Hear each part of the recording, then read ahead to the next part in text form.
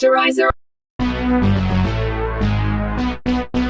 Sanibona igama le-movie yethu yango-2024 i-The Last Stand of Ellen Cole. La siyiqala khona kwenye ikhemesi endaweni yaseMontana. Ngomunye ugogo igama lakhe u-Ellen Cole wayeze ekhemesi ngokuzogcwalisa isigubhu sakhe sokuphefumula ngoba wayenesifo samaphaphu. Waqeda lapho wayothenga ibhokisi elinobhiya wakhe before ahambe. Khona kuleyo ndawo elinye iphoyisa eliwusheriff uWinston wayebophe enye intombazane igama layo u-Abigail ngokuthi u-Abigail wayebanjwe entshontsha inyama nokudla namaslebhu kachokolate kwesinye isitolo esiyi-supermarket. U-Abigail wayesanda kushonelwa ubaba wakhe kanti ubaba wakhe ube isidakwa. U-Abigail wayechazela iphoyisa uWinston ukuthi njengoba engasenayo umndeni ubeplana ukuhamba ayishiye le ndawo yaseMontana manje ulambile nasesiswini that's why entshontsha ukudla. Usheriff Winston ngokuthi kwakuyiphoyisa lakhona la endaweni yaseMontana wayesazi isimo sika-Abigail emazi nobaba ka-Abigail oshonile akangayibopha intombazane wayikhulula. Usheriff watshela iphoyisa eliyisekela lakhe uHenry Dar ukuthi akadrive u-Abigail ngemoto ambeke halfway ngoba uthi u-Abigail uplana ukuya eMexico. Bese endleleni uHenry wazama ukuxoxa no-Abigail kodwa u-Abigail wayecasukile wathi akafuna ukukhuluma. uHenry washiya u-Abigail ngakwelinye igaraji kanti ngaphakathi kulelo garaji amanye amadoda amabili amagama abo kwakuDwayne noKyle bambona u-Abigail ukuthi ufuna ulift uyahike. Bahamba bamtshela u-Abigail ukuthi bangamupha ulift kodwa wanqaba u-Abigail wathi akafuni. uKyle waqhubeka nokunceka ngo-Abigail. u-Abigail wacasuka agcina seyithulele ngamphendula. ugogo u-Ellen wayibona lento eyenzekayo waze wangenelela naye wabuza ku-Abigail ukuthi bakubangela isicefe yini labo. wavuma u-Abigail ethi bafuna ukumupha ulift ngenkani. ugogo u-Ellen watshela u-Abigail ukuthi akagibele emotweni yakhe uzomupha ulift. wavuma u-Abigail wabonga kugogo eseyemotweni kagogo kodwa uKyle noDwayne bacasulwa isenzo sikagogo bazama ukumisa u-Abigail. ugogo wavela washeshisa washala amadoda amabili washiyelele phansi. u-Abigail kwamthusa kakhulu ukubona isalukazi sikwazi ukulwa kanje wabonga kugogo. Bese endleleni ugogo u-Ellen edriver wathola ukuthi u-Abigail uzama indlela yokuya eMexico. ethi u-Abigail ubehlezi enesifiso sokuyohlala eMexico endaweni yaseMachu Picchu. ugogo wamcorrecta wathi indawo yaseMachu Picchu ayikho eMexico kodwa isePeru. wathi ugogo naye uhlezi enesifiso sokuyohlala khona. u-Ellen watshela u-Abigail ukuthi kunokuthi amshiye endleleni wayemqalisa emzini wakhe ukuze amenzele into azoyidla ukuthi aphathe ukudla kwendlela. bedlula enye inkontraki eyayisebenza eyayisidle ingxenye yomhlaba weplaza lika-Ellen. bafika emzini ka-Ellen kodwa u-Ellen watshela u-Abigail ukuthi kunokuthi ahambe manje ngoba sekuyahlwa kungcono ahambe ekuseni. wavuma u-Abigail ukuthi uzolala avuke ekuseni kakhulu ahambe. laba besifazane bahlala kwaze kwahlwa ngekathi bexoxa behleli kuvrandi ka-Ellen engxoxweni yabo baze bathola ukuthi kanti u-Ellen uyamazi ubaba ka-Abigail. ngenkathi u-Ellen echazela u-Abigail ukuthi ubaba ka-Abigail ubenakho ukumsiza la ekhaya esaphila umkhwenyana ka-Ellen nangesikhathi eseshonile umkhwenyana ka-Ellen. ethi u-Ellen ku-Abigail kodwa ubaba wakho waqala waphuza kakhulu utshwala ngemva kokuthi iy'ndawo ey'ningi sezadliwa inkontraki kaDuke eyafika la endaweni yaseMontana. ethi u-Ellen ubaba wakho belithanda idamu ebelilapha ngezansi. ethi kanti ngebhadi uzothi esedamini ashayeke ngekhanda etsheni avela ucwile emanzini amenza ashona. u-Abigail watshela u-Ellen ukuthi naye yingakho efuna ukuhamba ayishiye nje indawo yala eMontana. u-Ellen watshela u-Abigail ukuthi sometimes ukuhamba ushiye ikhaya lakho kubuye kungakusizi ngoba kuhle ukuthi noma uhambile ukwazi ukuba nekhaya uzokwazi ukubuyela kulona. ethi u-Abigail ukuba nekwakho noma ukuba nekini kubaluleke kakhulu. u-Ellen waze wancokola ku-Abigail ngokuthi sobabili sesishonelwe abazali siyindandane soba-2. wahleka kakhulu u-Abigail ngesikhathi behleka bobabili. umnikazi wey'nkontraki zeDuke uRichard Duke lezi ezidla amaplaza abantu wayengemuva kwelimozini yakhe bemdrive bemhambisa khona emzini kagogo u-Ellen. nesitholayo ukuthi uRichard Duke phezu kokuthi inkontraki yakhe yayisidle ingxenye yomhlaba weplaza likagogo kodwa wayesefuna ukukhipha ugogo out emzini wakhe adle iplaza lonke. benesithenjwa sakhe esasingasuka eduze kwakhe uMitch Clay. befika emzini ka-Ellen uDuke wayesancenga ugogo ukuthi akamdayisele indawo. ethi uDuke ngokuthi vele le plaza lika-Ellen liyi-perfect location for iproject yakhe isikhathi uDuke emthembisa iy'mali ey'nkulu. ethi uDuke ngokuthi naye unezakhe iy'ndawo eziyama-real estate u-Ellen angayichuza noma iyiphi indawo ayithandayo kwezikaDuke emthembisa ne-VIP membership yempilo yakhe yonke. phezu kwazo zonke lezo yithembiso u-Ellen wayenqaba nendawo yakhe engafuni. uDuke wazama ngazo zonke iy'ndlela ukuncenga u-Ellen kodwa u-Ellen wacacisela uDuke ukuthi as long as aphefumula yena indawo yakhe akasoze ayidayise. uDuke noMitch babuyele kwilimozini bahamba isikhathi uDuke wayecasukile etshela uMitch ukuthi kumele enze sure ukuthi lesa salukazi siyaphuma lapha noma kanjani. later ugogo wayesegcwalisa ubhakha ka-Abigail ngezinto ey'ningi ey'fana nokudla nokuphuza nemali for indlela. wazomnikazana ummese we-hunting knife for ukuthi akwazi ukuyivikela endleleni. u-Ellen watshela u-Abigail ukuthi ayiphathe kahle aphephe. U-Abigail wabonga ku-Ellen wathi uzokwenza njalo. Ebusuku ngalelo langa uKyle noDwayne kade bekhahlela ugogo egaraji. Nabo ababesebenzela uDuke babegqekezile emzini ka-Ellen sebengaphakathi. uDuke noMitch babebathumela ukuthi bazobulala u-Ellen. Kwathi besacathama ngaphakathi waphaphama u-Ellen wabezwa. Ugogo waphuthuma lapho wa-attack uDwayne wamshaya. Phezu kobudala beminyaka yakhe u-Ellen wakwazi ukushaya uDwayne nge-oxygen tank yakhe waquleka. U-Abigail waphaphamiswa yilowo msindo wathi uyavuka wayithela kuKyle. Wathi uyabaleka u-Abigail uKyle wamjaha wambamba. Sebewele phansi ngesikhathi besazabalaza kanjalo u-Abigail wathola isibhamu sikagogo wakwazi ukudubula uKyle ehlombe. Kodwa uKyle wayelimele wakwazi ukubaleka ngesikhathi esele u-Abigail esathuswe into ayenzile ukudubula umuntu. U-Ellen wancenga u-Abigail ukuthi ehlise umoya wathi futhi angatsheli umuntu ngalento ngoba uyena uzothwala lelo cala. uKyle wayelimele wafika wachazela uMitch ngokwenzekile. uMitch wacasuke bathethisa ethi bese amadoda asefresh bobabili bahlulwa isalekazi esisodwa. Ngakusasa ekuseni amaphoyisa amabili afika emzini ka-Ellen abopha uDwayne wayekade equlekiswe ukushaya nge-oxygen tank. Kodwa esikhundleni sokuthi usheriff afocus ekucaleni lokuthi kugqekeziwe la ekhaya waqhubeka nokugxeka u-Ellen mayelana nempi ebisegaraji nalamadoda amabili. Waphinde wamgxekela izihlahla zensango ezayisemva kwendlu yakhe. u-Ellen watshela iphoyisa uSheriff Weinstein ukuthi le nsango yokuthi ayisebenzise yena personal. Kodwa uSheriff Weinstein wathi ku-Ellen njengoba le nsango sekuyihlahla ezingaphezu kuka-4 sekuwukuphula umthetho. Izolo ebusuku amadoda amabili ayifihla ubuso uDwayne noKyle kade beyigqekeza umuzi ka-Ellen. Kodwa iphoyisa uSheriff Weinstein wadecide ukubopha ugogo Ellen. uHenry kwakuyiphoyisa elihambisana noWeinstein elisekela lakhe lathi lizama ukucomplaina ngalento. uWeinstein angaba nandaba nento eshiwo uHenry waqhubeka nokubopha ugogo Ellen. Amaphoyisa ngesikhathi ethatha ugogo Ellen ehamba naye u-Abigail wasala yedwa emzini oseplazini. Esesele yedwa wazulazula endlini waze wafika kwi-basement kagogo. u-Abigail wethuswa ukufica i-collection yenqwaba eyibhamu kwi-basement ka-Ellen. Wafica nenqwaba ama-passport ahlukahlukene. Wabona nakwezinye iy'thombe u-Ellen egqoka ama-uniform ama-military ahlukahlukene. Wacabanga ukuthi kungenzeka ukuthi wayeyisosha noma wayenza mhlawumbe omunye umsebenzi oyingozi kakhulu. Ese-police station ugogo elinye iphoyisa lethuswa ithathu kagogo limtshela ukuthi umuntu onale thathu liyamrespecta lemhlonipha. Khona lapho kwaqhamuka elinye iphoyisa elaliqhuba uDwayne lihamba naye ngesikhathi u-Allen ehlekisa ngekhala likaDwayne elalilimele kade lisakaza nge-oxygen tank izolo ebusuku. Embuza ukuthi linjani ikhala uDwayne wacasuka watshela ugogo ukuthi usazombamba bahamba nephoyisa. Ngoba uDwayne wayesekhishwa out ngebail kodwa wasala ngaphakathi ugogo kwi-holding cell. u-Ellen watshela iphoyisa uSheriff Weinstein ukuthi ucela amvikelele umuzi wakhe ngesikhathi egxeka yonke lento yokugqekezela ukuthi ingenxa kaDuke. Kodwa iphoyisa uSheriff Weinstein akafunanga ukuyingena nokuyilapho u-Ellen agxeka khona uWeinstein ukuthi naye usebenzela uDuke. uDuke watshela u-Ellen ukuthi akacabange lokho akucabangayo. Aphinda abuya futhi esethunyiwe lamadoda kade egqekeza izolo ebusuku uKyle noDwayne bephethe iy'gubhu ey'ningi ey'gcwele upetrol ngenhloso yokuthi kuthiwa bazoshisa umuzi kagogo Ellen. E-police station uHenry still wayesagxekoza kwabo ngokubopha ugogo Ellen. Waze wamhambisela isigubhu se-oxygen tank yakhe yokuphefumula kanti uzomfica eselele phansi. Wagijima uHenry sethi uyolekelela ugogo ukuthi avuke kanti u-Ellen waye-actor ngoba wavele waphuca uHenry isibhamu sakhe wamkhomba ngaso wamkhiyela ngaphakathi la kule prison cell. Esehamba ephasage ugogo Ellen waphinde waphula elinye iphoyisa iminwe. Iphoyisa lesifazane labona lokho laphuthuma lithi liyomchoka nge-taser. u-Ellen wachoka womabili lawo amaphoyisa ngaleyo taser aquleka. u-Ellen weqa kuleyo police station wahamba waphindela ekhaya. ugogo Ellen wakhipha okhiye eveni lakhe wabanikeza u-Abigail wamtshela ukuthi akahambe ngayo engakafika amaphoyisa la. u-Abigail wanqaba ukuhamba ashiya u-Ellen noma esethi u-Ellen uzoba right kodwa u-Abigail wathi akahambe. Ewindini wayibona imoto yamaphoyisa iza u-Ellen waphumela ngaphandle wawalinda ngaphambi kovrando wakhe. uSheriff Weinstein wafika wamkhomba ngesibhamu u-Ellen kodwa u-Ellen waphuca uSheriff Weinstein esibhamu wamlahla phansi kwaze kwethuka la amanye amaphoyisa. uSheriff wayesephoxekile ngokushaywa isalukazi wahamba wayotshela amanye amaphoyisa ukuthi awaphuthume e-police station abuye nezibhamu ezinkulu kodwa uHenry wazama ukumehlisa umoya emtshela ukuthi angenza izinto zibe worse kakhulu ngoba kukhona intombazane engenacala lapho Abigail ngaphakathi. uHenry washiya ibhamu ngemuva wahamba emzini ka-Ellen engasiphethe. uHenry wancenga u-Abigail ukuthi akaphumele ngaphandle angathelwa amachaphazelo into ezokwenzeka. u-Abigail wanqaba wathi ngeke aphume ngoba akazi ukuthi yini lamaphoyisa afuna ukuyenza kugogo Ellen ngoba akafuni yena ahlukumezeke ugogo. u-Abigail wakhombisa iphoyisa uHenry enye imephu emtshela ukuthi yonke leminyaka ubecabanga ukuthi ubaba wakhe uyahlanya noma uyisidakwa kodwa usebona ama-incident afanayo kwezinye iy'ndawo okuxhumanisa yonke indawo yamaplaza la eMontana. Ethi kwezinye zalezo y'ndawo elinye iplazi lashiswa umlilo. Ethi u-Abigail kodwa leyo nto iyabonakala ukuthi kwakuyamabomu kodwa amaphoyisa athi umlilo wequbula ojwayele kuwenzeka njengengozi. Ethi naleli linye liwumakhelwane walelo iy'nkomo zakhona zonke zabhujiswa i-botulism. Ethi kodwa kuyaziwa ukuthi la endaweni yaseMontana leso sifo ey'nkomeni asikho. Ethi u-Abigail okudidisayo abanikazi balawo maplazi kwakuthiwa bayibulele ngenxa ye-depression yokulahlekelwa. Iphoyisa uHenry wathi mayezwa lezi iy'ncazelo zika-Abigail waqala wabona lapho ukuthi kukhona ukushaya amanzi kwenziwa yini ukuthi emva kwaleso sihlakalo yonke indawo kuvele kungena inkontraki kaDuke isebenza. U-Abigail wabuza ku-Henry ukuthi wena iqiniso lingakanani ukuthi uwena wathola umzimba kababa edamini. U-Henry watshela u-Abigail ukuthi angisimina engathola umzimba kodwa yimina engafika kuqala endaweni yesehlakalo, kodwa abantu abathola isidumbu sikababa wakho yila madoda asebenzela uDuke. Iphoyisa uHenry no-Abigail basola lapho ukuthi amadoda asebenzela uDuke yiwona abulala ubaba ka-Abigail. Emva kwesikhashana uMitch wafika namadoda amaningi ahlomile ephethe ibhamu. uSheriff Winston watshela uMitch ukuthi abame kancane ukuhlasela ngoba kusekhona le ntombazane ekuthiwa u-Abigail endlini kagogo u-Ellen. uMitch watshela uWinston ukuthi ngikunika 3 minutes kuphela ukuthi ukhiphe leyo ntombazane endlini yesalukazi. uSheriff Winston watshela iphoyisa uHenry lalisendlini kagogo ukuthi alikhiphe u-Abigail endlini. Iphoyisa uHenry wanqaba ebuza kuWinston ukuthi amadoda asebenzela uDuke afunani lapha endaweni ye-operation yamaphoyisa. uWinston wagcina ethi uyisekela lami ulalele ngikushoyo. Lathi iphoyisa uHenry seyitatazela engaze athathe liphi side ugogo wavela umsakaza ngesibhamu ekhanda waquleka. ugogo u-Ellen nentombazane u-Abigail babambisana umzimba wephoyisa elaliqulekile behla naye bayezansi kwi-basement yendlu ka-Ellen. Bambopha ngentambo benzela ukuthi angenzi lutho uma ephaphama. u-Ellen watshela u-Abigail ukuthi nawe ukuze uphephe ngicela ukunivalela nobabili la nephoyisa la kwi-basement. Emva kwesikhashana kwafika amadoda e-organizwe uMitch. Kwakungezona-ke iy'gebengu lezi kodwa kwawoma-professional oshaya sibhamu bangempela abatreyiniwe. u-Ellen ugogo naye ngokuba professional kwakhe wayesecuphe zakhe ngaphakathi ukuyivikela. Amaphoyisa abuya ne-information ukuthi kade zama ukusesha u-Ellen ukuthi uwubani, nokuwukuthi kwi-research akutholakala lutho, kodwa bathi mabethumela i-tattoo yakhe ye-tiger bamthola ukuthi u-Ellen kahle hle ungowokudabuka endaweni yaseRussia, nanokuthi wayeyi-KGB agent yaseRussia eyayibuye yaziwe nge-Sword Shield. Lokhu kuchaza ukuthi u-Ellen hhayi ukuthi wayekwazi ukulwa kuphela kodwa wayetrayinelwe nokubulala professional. La madoda ahlomile ayiqhamuka ngemuva komuzi ka-Ellen. uDwayne wabona ama-practice target emva komuzi kagogo la ayiqeqeshela khona ukudubula. Wathuswa nawukuthi wonke i-target yakhona ayidutshulwe kwi-dead center phakathi nendawo, kuchaza ukuthi uyanemba lo muntu kade practice. uDwayne ngokubona ukuthi bazobhekana nesalukazi esiyinkinga waqala watatazela. La madoda ayeplana ukuthi awushayise umuzi kagogo ngenye 4x4 kodwa ugogo wavela wayidubula isonto. La madoda ayiqhamuka ngemuva komuzi ka-Ellen ayeyibulawe la ama-booby traps, izinto ey'cushe ugogo. Ngokubona befa uDwayne wavela wagive up wabaleka wabashiya kanjalo. Ngaphambi komuzi uMitch wayidubule kancenge nale ehambisana nabo ngesikhathi bephoqa ukuthi bawungena ngenkani emzini kagogo. Lokho kwaphoqa u-Ellen ukuthi naye athathe ukhava. uKyle wathi uvula umnyango kagogo wavela washawa enye i-booby trap eyayicishe ugogo yamlahla ngaphandle. La amanye amadoda agcine kwazile ukungena ngaphakathi emzini ka-Ellen. Kwi-basement no-Abigail wayefuna ukuphuma ulekelela ugogo ngesikhathi ememeza. Omunye walawo madoda wawuza umsindo womuntu omemeza kwi-basement wazama ukugqekeza umnyango we-basement, kodwa u-Ellen washaya lawo madoda waze waphuca ibhamu wadubula ngazo. Wayebanemba ngoba wayesebenzisa inhlamvu eyodwa kumuntu oyedwa.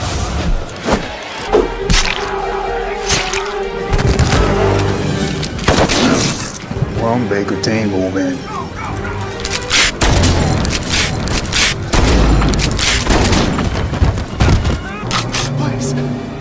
I have a cat! Ku-basement u-Abigail waqaqa uHenry ngesikhathi omunye walamadoda egcine kwazile ukugqekeza i-basement wangena. uHenry walwisana nale ndoda kodwa wam-overpower, kodwa u-Abigail wayishaya ekhanda wayilahla phansi nge-baseball bat leyo ndoda. Phezulu endlini ugogo wavukwa isifo sakhe esehluleka ukuphefumula. Wazama ukutotoba ehambe yangasesigubhini sakhe se-oxygen tank, kodwa uMitch wambona ugogo wavulela ngenhlamvu uMitch ethi uyamdubula uyaqeda ngaye. u-Ellen wakwazi ukudayiva walala phansi kodwa wayesedubulekile. Waqhubeka u-Ellen wadubula uMitch kodwa uMitch wayesevike ngesidumbu somuntu ofile waze waphelelwa amabhulethi u-Ellen. Wangena uMitch ebona u-Ellen engasenamabhulethi wamncoma wathi kuyabonakala ukuthi wayewumshini ngey'khathi zakhe. uMitch wabamba u-Ellen wamjikijela kude elungiselela ukumdubula kahle, kanti uzothi esemkhombe ngesibhamu mayethi ubheka ngemuva uMitch wabona iphoyisa uHenry emva kwakhe emkhombe ngesibhamu. uHenry no-Abigail no-Ellen bambopha uMitch baqala lapho bambuza imibuzo. u-Ellen ebuza kuMitch ukuthi uDuke ufunelani ukungibulala ngoba esikhathini esingangonyaka vele i-OCPD isizoyidla vele indawo yami. Ngokweyinkantolo nabameli ukuvune yena uDuke ufunelani pho ukungibulala ube umhlaba wami uzogcina kuyena vele. uMitch walikhuluma iqiniso ku-Ellen ukuthi uDuke ukweleta abantu abayingozi, ethi futhi ubakweleta imali enkulu kakhulu. Lokhu kuchaza ukuthi ey'nyangeni eziwu-5 ezizayo uma engaqedile ukwakha le resort uzobulawa. u-Ellen esakhuluma wavele wavukwa lesi sifo sakhe samaphaphu ngesikhathi ethi u-Abigail uzama ukubamba ugogo washayisa itafula ngephutha kwaqatha ke-wine opener. uMitch wayidonsa wayithatha bengamboni wayifihla. Ngenkathi u-Abigail esazama ukunesa ugogo ngento yokuphefumula ukuphefumula exhunywe kwi-oxygen tank yakhe. uMitch esesele noHenry, uMitch watshela uHenry ukuthi ngokuthi uyinyoka uWinston ukushiye la ukuthi ufe. uHenry wacasulwa lento eshiwo uMitch, wasondela eduze kanti uMitch akasaboshiwe ezandleni, wakwazi ukum-overpower ngewine opener ayifihlile. uAbigail no-Ellen bathi sebebuyela lapha endlini bafice ukuthi uMitch usebamba uHenry as i-hostage, walayitha nendlu ka-Ellen yavutha. Wasuka waphuma wabaleka uMitch, wasala u-Ellen edubule ecasukile. u-Ellen esaphethwe kabi ukubona umuzi wakhe uvutha. uMitch nalamadoda ahambisana nawo baqhubeka nokudubula bedubulela ukuthi kungasaphumi umuntu endlini. Ngenxa yelangabi lomlilo elaselivutha kakhulu, uHenry no-Ellen bahamba ngesikhathi ugogo seyobakhombisa indawo esafe yokuphumela kwi-basement. Baphuma ngenye ithanele eyayicashile, waqhubeka nokuvutha umlilo wawushisa umuzi ka-Ellen. Amadoda ayezungeza umuzi kagogo ayahambisana noMitch bawubuka. umuzi kagogo bewulinde ukuthi ushuze uphele, bethemba ukuthi ugogo u-Ellen no-Abigail nephoyisa uHenry bazosha baze baphele, bengazi ukuthi labo bathathu baphume nge-hidden tunnel. ugogo wayemile ebuka umuzi wakhe awuthandayo ushuze uphele phambi kwamehlo akhe. Ngakusasa uMitch nalamanye amadoda bafika sebezofuna iy'dumbu ey'ntathu ey'shile, kodwa u-Ellen wahambisa u-Abigail noHenry kwenye itruck yakhe ayifihle ehlathini. Bagibele kuleyo moto kagogo bahamba ngesikhathi ebachazele esedrive u-Ellen ukuthi ngokwepast yakhe akaze abe nekhaya eliqondile. Ethi kwathi esayintombazane encane wathathwa yi-KGB eyamkhulisa imqeqeshela ukubulala. Ethi later ngangingasafuni ukuphila leyo mpilo yokuhlala njalo ngichitha igazi, ngahlangana nomkhwenyana wami. Ethi nokuyilapho abakha khona lo muzi. Ethi manje lowo muzi ushiye phambi kwami ngawubuka waze waphela. Ethi u-Ellen inkinga ukubringa down umuntu ofana noDuke kuyinkinga ngoba upowerful akukho lula. uAbigail watshela ugogo ukuthi kungenzeka ukuthi ubaba wakhe kukhona something ayithola. Bahamba baya kwi-trailer kababa ka-Abigail bethi bafuna ukusesha ukuthi bangatholani. Lapho bathola ukuthi ubaba ka-Abigail wayesenze i-research eningi nokungenzeka ukuthi uDuke iyona nto abambulalelayo yona leyo ngoba babona ubufakazi obabulinke kuma-Eastern Project kaDuke okwakuhlangene nakwalawo maplaza acekelwa phansi. uDuke ngasesayidini lakhe wafonelwa yila madoda aseRussia awakweletayo ngesikhathi eyihlekisa eyincengela befuna azosayina amaphepha in person ayizele yena. Ehlathini u-Abigail wayekhala ngesikhathi ecabanga ubaba wakhe ukuthi sonke lesikhathi u-Abigail egxeka ubaba wakhe kanti ubaba wakhe ubeyi-victim. u-Abigail ebatshela ukuthi uyayisola akazi ukuthi angaxolisaphi kubaba wakhe. Ethi u-Abigail yonke lento yenzeke nje ngenxa kaDuke. uHenry beno-Ellen bathi ku-Abigail kuzomela jeze uDuke ngezenzo zakhe. uHenry wahamba eseyobona uSheriff Winston wafika wamtshela ukuthi ayeza amaphoyisa estate saseMontana azombopha ngenxa yokusebenzisana nezigebengu ezifana noDuke nokufa kwabantu. Ngalobo busuku uDuke wethuswa indaba ezafika noDwayne ukuthi ugogo u-Ellen usaphila. Bathi besakhuluma kwacisha ugesi endlini kwabamnyama. Ngaphandle komuzi kaDuke amabodyguard akhe ayefa ubuqathaqatha one by one. ugogo u-Ellen wayebaqeda one by one ehambe ebumnyameni ebabulala one by one ehlomeni nangesigubhu sakhe se-oxygen ayesesiphefumula straight ukuthi makwenzeke vukwa isifo sakhe. uDwayne wavalela ibhosi yakhe uDuke kwi-closet wamnikeza isibhamu sokuyivikela. uDwayne wama ngaphambi kwe-closet eselindile sehlomile. At the same time u-Abigail wahamba wayoplanta amabhomu kuleyo project yedamu elakhiwa uDuke. Esatshala amabhomu u-Abigail wabona sekuma uKyle emva kwakhe ngesikhathi etshela u-Abigail ukuthi uyena owabulala ubaba wakhe. uKyle wa-attack u-Abigail ngesikhathi emshaya phindaphinda. Nokwathi esambambile kanti u-Abigail uzokhipha lo mmese we-hunting knife akade unikwe ugogo u-Ellen nomgwaza ngawo esiswini. wahamba umshiya kanjalo sasale eyifela. Endaweni kaDuke ayesephele wonke amabodyguard akhe esefile. Esethukile uDuke ehlohla amehlo kwi-closet ezwe inyawo zomuntu ozayo. uDuke wadubula emnyango we-closet ephindaphinda kwaze waqeda amabhulethi esibhamu. ugogo u-Ellen wavula umnyango we-closet wakhomba uDuke ngesibhamu ekhanda. uDuke wakhala ngokuthi wayazi ukuthi u-Ellen usezombulala. u-Ellen watshela uDuke ukuthi hamba usukukhala kezile ngaye la uze ngoMitch. Khona lapho waqhamuka uMitch. Wathi uma efika uMitch u-Ellen wabuza kuMitch ukuthi ucansi ngizohlalaphi ngoba usushisa umuzi wami. u-Ellen wadubula uMitch isandla sasiphethe isibhamu sawo isibhamu. uMitch watshela ugogo u-Ellen ukuthi ngifuna silwe njengamadoda ma ukuthi uyangeza ukuthi ngiqonda ukuthini. wavuma u-Ellen zathathana kanti uMitch waqala wasi-overpower isalukazi. bashayana lapho nangesikhathi uMitch esethi uyasiqedela isalukazi ethi uyasigwaza. u-Ellen waphendula lowo mmese kaMitch wagwaza ngawo uMitch wambulala. ugogo u-Ellen waqhuba uDuke ngesibhamu ngesikhathi ephumela naye ngaphandle. u-Ellen watshela u-Abigail ukuthi akenze njalo. u-Abigail wavele waqhumisa amabhomu wadestroy iproject yedamu elalakhiwa i-construction kaDuke. uDuke wabona lokho wathuka isalukazi u-Ellen. Khona lapho kwafika leyo ndoda yaseRussia ekweletwa uDuke isizokollecta imali besemsayini samaphepha. Le ndoda yambona u-Ellen ugogo ukuthi iyamazi, yamtshela ukuthi iyamhlonipha futhi bonke eRussia bayamhlonipha. u-Ellen nale ndoda basebekhuluma isiRussia ngoba u-Ellen wayephendula ngesiRussia. Ezwa lokho uDuke wahleka ngoba ecabanga ukuthi le ndoda izobulala yena ugogo u-Ellen. u-Ellen wayivumela le ndoda eyayithi izothatha uDuke ngoba wayazi u-Ellen ukuthi la madoda angakube eRussia ayenzani indoda engafuni ukukhokha. Ngokuhamba kwesikhathi u-Abigail wayefunda enye i-newspaper eyayibhala ukuthi uDuke namanje usanyamalela kaze ukuthi washonaphi. Kwafika iphoyisa uHenry naye wayesethole ipromotion emaphoyiseni eseyisheriff emva kokuboshwa kaSheriff Winston ngenkathi uHenry Fikile ethi amaphilisi nemithi kagogo Ellen ayicelile. Kwathi bavalelisana no-Abigail ngesikhathi u-Abigail etshela uHenry ukuthi uyamjabulela ukuthi usethola ipromotion usewusheriff. Emva kwesikhathi u-Abigail nogogo Ellen balungiselela ukuhamba ngokuthi babesebenzisa imoto kababa ka-Abigail eyayiyi-trailer car ebuye ifane nendlu. Bagcina bekwazile ukuhamba bobabili beyohlala edolobheni babefisa ukuyohlala kulona eMachu Picchu. Hawe Master, siphelile njalo. Siyayibeka lapha namhlanje ungaphuthelwa imuvi elandela esoyi-uploada ngekudala. Siyabonga ngokubukela iSterizer TV. Ukhumbule ukusubscribe nokucindezela ulike kanye nebheli ye-notification ukuze ungaphuthelwa imuvi elandelayo. Kukuzayo la kuSterizer TV.